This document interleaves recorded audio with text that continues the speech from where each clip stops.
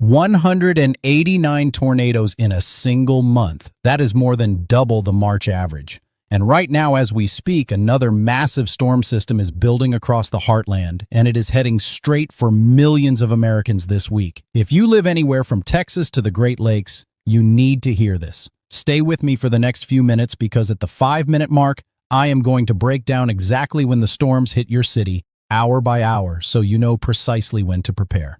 But first, let me tell you what just happened, because March 2026 has officially become one for the record books.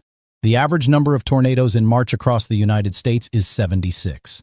This year, we blew past that with 189 tornado reports. That is not a typo, nearly 2.5 times the normal count. And it is not just tornadoes. We saw a historic blizzard slam Upper Michigan, catastrophic flooding dump over 40 inches of rain across Hawaii, and record-shattering heat push thermometers past levels not seen since 1898. This March was not normal, and April is picking up right where March left off. Now here is where it gets personal for you. Drop a comment right now with the city or town where you live, and I will make sure you get a specific forecast update. I read every single comment. Let me walk you through what happened this month, because understanding what just hit us helps explain why this next system is so dangerous.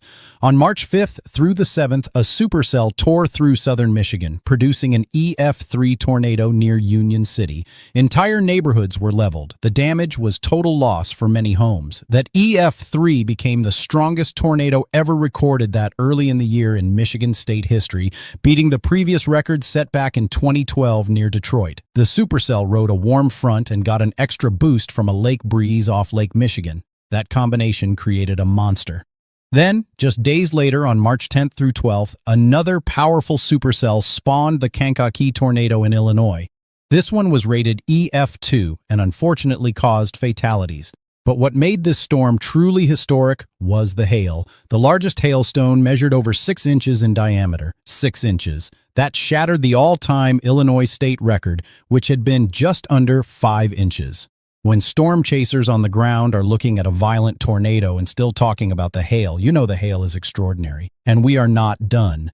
From March 13th through the 16th, a blizzard hammered Upper Michigan so hard it looked like a winter hurricane off the shores of Lake Michigan.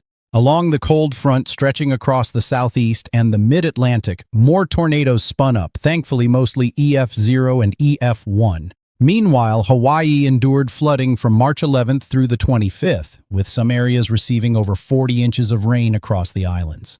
So why does all of this matter for you right now?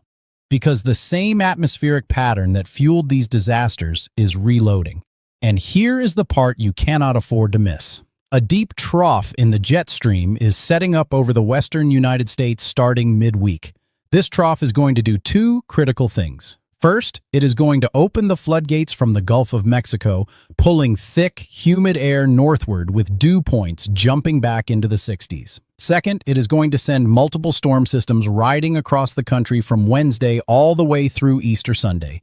That is 5 straight days with rain chances for a massive portion of the nation. Now do not panic. No single day looks like a complete washout. But when you stack up 5 days of showers and thunderstorms, the water adds up fast. Across the Mississippi and Ohio valleys, we are looking at 2 to 4 inches of total rainfall, with some areas from Illinois through Indiana and Missouri potentially seeing 5+ inches. That kind of accumulation means river flooding becomes a real concern, especially for creeks, streams, and smaller rivers that cannot handle that volume. Here is your timing breakdown, and this is the part I promised you at the beginning. Let me go region by region so you know exactly what to expect. Starting with North Texas and the Southern Plains. Monday and Tuesday are warm and dry with highs in the low to mid-80s. Dallas hit 83 degrees today, which is a temperature you normally would not see until mid-May. Fort Worth, Arlington, Plano, McKinney, all sitting in the upper 70s to low 80s right now. But enjoy it while it lasts. Tuesday brings strong south winds gusting over 30 miles per hour with elevated fire danger. Then Wednesday, April 1st, the dry line becomes much more active as a cold front pushes through. The best chance of rain and thunderstorms arrives Wednesday night into Thursday morning. Thursday afternoon brings pop-up storms from all that lingering moisture. Saturday is the next big rain chance, and we are talking about potentially 2 inches of total rainfall by the end of the weekend. Waco is at 79, Austin 81, San Antonio 81, Houston 75. All of these cities will see this pattern shift hit hard by midweek. Now let me take you to the Ohio Valley and Louisville area. Today was beautiful, near 70 degrees with sunshine and a south-southwest breeze. Monday stays nice. Tuesday pushes to 85 degrees, which sounds great until you realize what comes next. Wednesday afternoon, the first round of scattered showers and thunderstorms develops. Thursday brings another round in the afternoon. Friday, the front swings through with more rain. Saturday, the front finally pushes through, and even Easter Sunday morning could see lingering showers. Louisville, Cincinnati, Indianapolis, Lexington, all looking at 2 to 4 inches of rain over those 5 days. Cincinnati is at 62 right now, Indianapolis 66, Louisville 68. These are pleasant numbers that will not last. Western New York and Rochester, you are in this too. Tonight, clouds decrease and temperatures dip into the upper 30s briefly, but most areas wake up Monday morning around 40 to 42 degrees. Monday afternoon climbs to 60 under increasing clouds with a south-southwesterly flow. Monday evening, rain starts moving in from the south. Tuesday morning commute brings the first round of thunderstorms with heavy rain and thunder.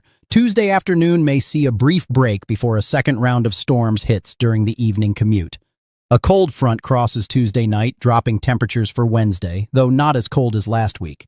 Then more systems stack up Wednesday into Thursday and Friday into Saturday. Rochester is at 48, Buffalo 45, Syracuse 48, Albany 52. Bundle up now because the rain is coming.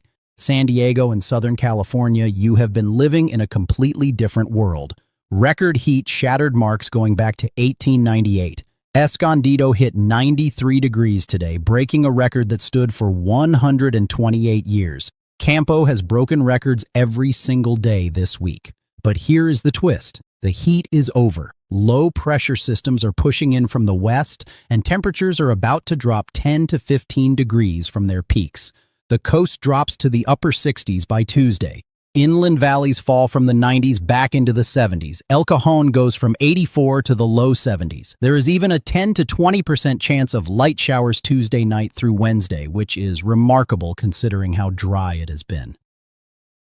Gusty winds of 45 to 55 miles per hour hit the mountains and desert Wednesday and Thursday.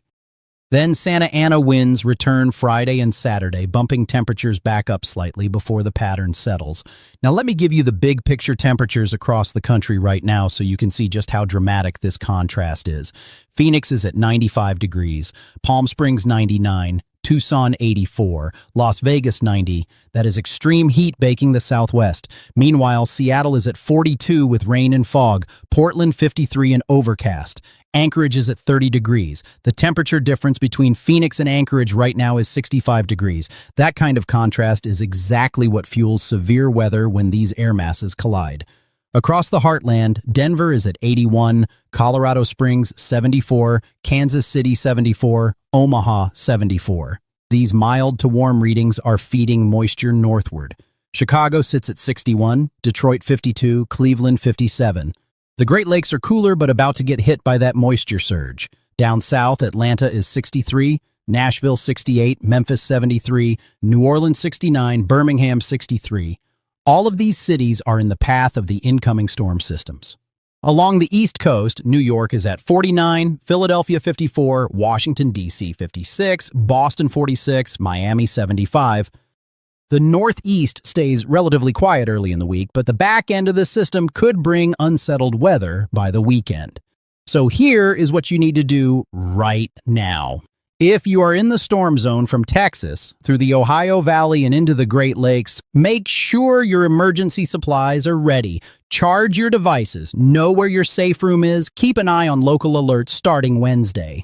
If you are in Southern California, enjoy the cooler temperatures, but watch for gusty winds in the mountains and desert. And remember, drop your city in the comments below. I want to make sure every single one of you gets the forecast that matters most to your area. If this information helped you prepare, share it with someone who lives in these affected regions. One share could be the difference between someone being caught off guard and someone being ready. Now, here is what I am watching for next week. The models are showing another potentially significant storm system developing around April 7th through 9th. And early indications suggest it could be even more impactful than what we are tracking right now. I will have the full breakdown in my next video, so make sure you do not miss it. Stay safe out there, and I will see you in